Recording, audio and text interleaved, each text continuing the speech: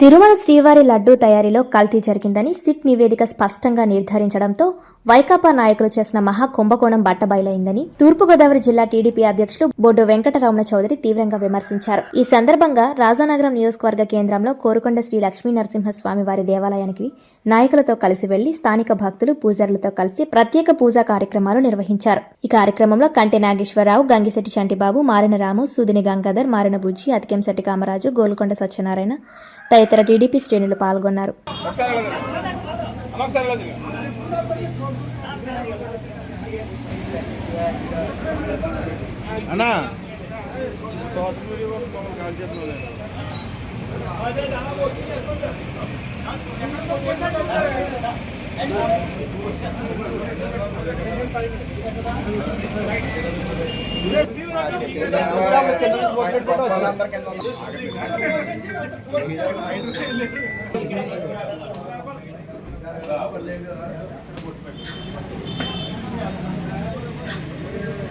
లక్ష్మీ నరసింహ స్వామికి జై, లక్ష్మీ నరసింహ స్వామికి జై, లక్ష్మీ నరసింహ స్వామికి జై.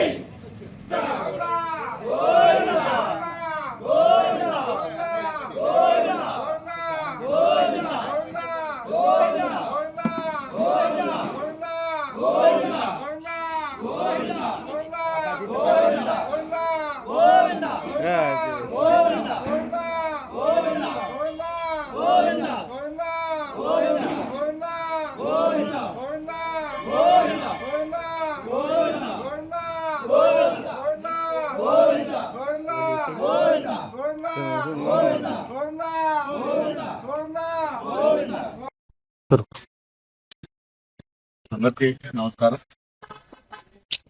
ప్రపంచవ్యాప్తంగా ప్రసిద్ధిగాంచినటువంటి తిరుమల దేవస్థానంలో లడ్డూ ప్రసాదం ఏదైతే గత ప్రభుత్వంలో ఏ విధంగా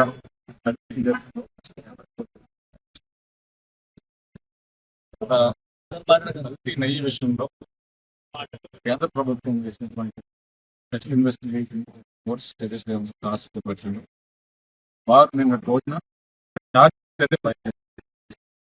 దీర్ఘకాలం పాటు వారు ఉన్నటువంటి పదార్థాన్ని నిజాన్ని వారు కనుక్కొని ఒక చార్జ్ షీట్ అన్న ఫైల్ చేయడం జరిగింది. అందులో వారు తేల్చినటువంటి విషయం ఏమిటంటే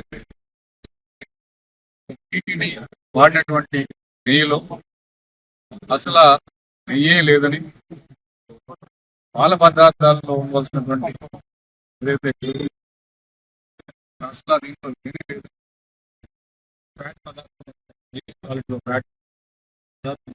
నేనే లేదని, మొత్తం ఈ నెయ్యి అంతా కూడా ఆయిల్తోని వివిధ టెక్స్చర్స్తోని అలాగే కెమికల్స్ ఏదైతే వాడారో కెరటిన్ అనేక కెమికల్స్ వాడి కృత్రిమంగా ఈ నెయ్యిని తయారు చేశారు.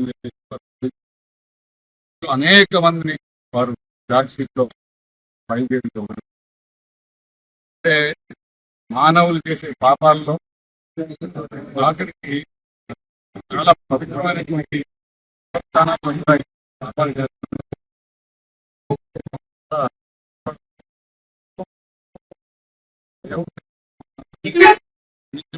ఏం కోరుతున్నాం అంతేకాదు, ఎవరైతే తప్పిదాలు చేశారో, ఎవరైతే వాటి పరిపాలనతో తప్పిదాలని ప్రోత్సహించారు, వారు కూడా ఎవరినే కానీ ప్రజల దగ్గర కూడా క్షమాపణ కోరాలి.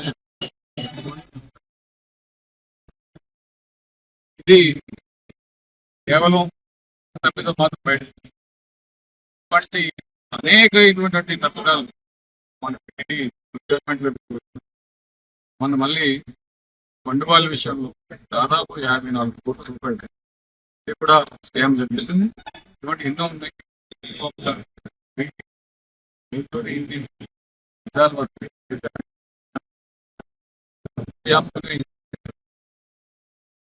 ఈ రోజున